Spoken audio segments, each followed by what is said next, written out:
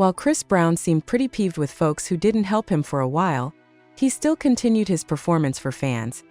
Chris Brown's been having a great time on his 2024 tour in support of last year's album 1111, but some nights are more frustrating than others. Moreover, a new clip emerged from his Tuesday night, June 11th, show in New Jersey, in which technical difficulties during his performance of Under the Influence left him stranded in midair on suspension wires above dancers who didn't notice the situation for a while.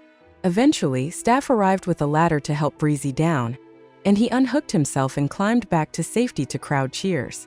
However, he seemed irate, as it looks like he chastised a crew member before continuing his performance for fans. Of course, this is small potatoes in the face of other conflicts that Chris Brown faced this year, as we know through his Quavo battle how his temper can get.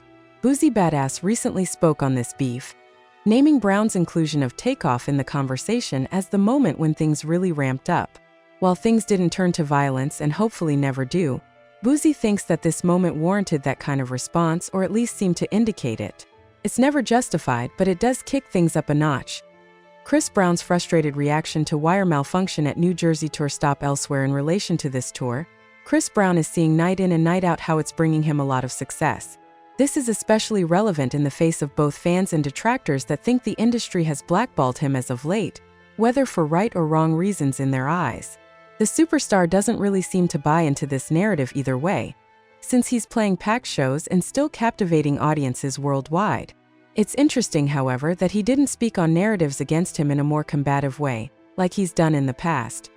This could indicate that the success behind the 1111 tour, plus constant fan acclaim and engagement, is enough to keep Chris Brown satisfied.